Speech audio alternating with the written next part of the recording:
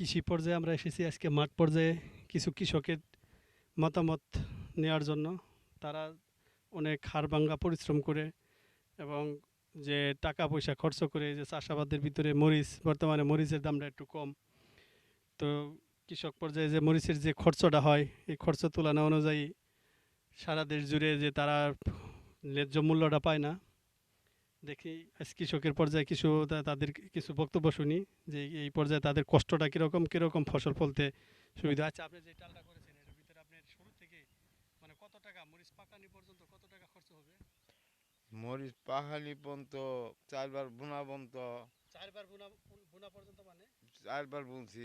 চারবার বুনছেন? হ্যাঁ হ্যাঁ 4 বার নষ্ট নষ্ট হয়েছে। বৃষ্টি আর নষ্ট হয়েছে? বৃষ্টি নষ্ট হয়ে থাকা নষ্ট হয়ে একবারে মানে হ্যাঁ ভাঙ্গে বুঙ্গে আবার ফিরে বুনছি। তো এটা এই যে চারাটা বড় হয়েছে এটা চারবার বোনার পরে 4 বার বোনার পরে।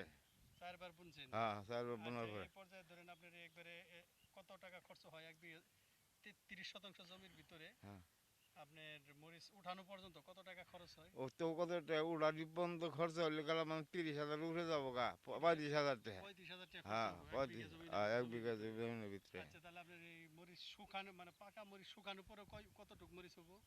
পাকা শুকানি পরে 1 বিঘা জমির মধ্যে হয়তো 6-7 মন আর লাস্ট মন 6-7 2 দিন মণ মহিষ হয়। মরিচ যদি ভালো হয় আর কি ভালো হয় 6-7 মণ থেকে 8 মণ আষ্টম, হ্যাঁ 8 মণ আষ্টম, হওয়া হ্যাঁ সম্ভব।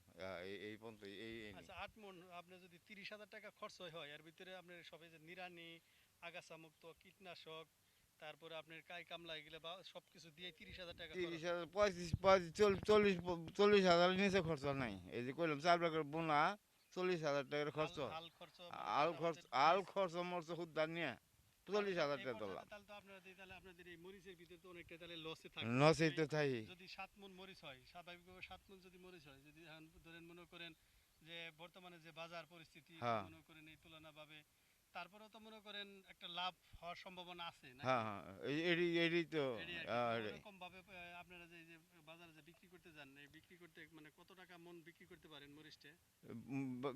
মহিষ বিক্রি করতে হয়তো এই যে 10,000 এখন এখন এখন 8,000 টাকা রয়েছে। 8,000 টাকা করে হ্যাঁ হয়েছে। হ্যাঁ 8,000 করে রয়েছে।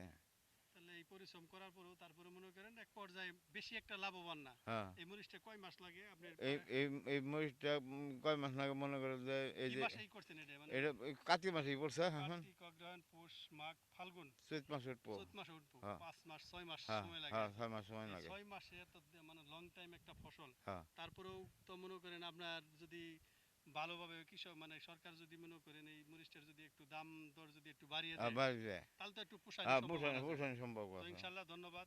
সুপ্রিয় দর্শক, কৃষকের মুখে হয়তো শুনলেন, কিন্তু কৃষি পর্যায়ে যারা হয়তো আছে, যারা অসাধু ব্যবসায়ী আছে, তারা হয়তো ব্যবসায়ী সিন্ডিকেট করে তারা লাভবান হয়, কিন্তু যারা কৃষক পর্যায়ে আছে তাদের কিন্তু তারা ন্যায্য মূল্যটা পায় না। এই জমি পর্যায়ে অনেক হাড়ভাঙ্গা পরিশ্রম, রোদে বৃষ্টিতে ভিজে যে পরিশ্রম করে ফসল ফলায় তারা কিন্তু এই ন্যায্য মূল্যটা পায় না। তো সরকারের কাছে একটাই দৃষ্টি আকর্ষণ, কৃষক যাতে যেমন ন্যায্য মূল্য পায়। ধন্যবাদ।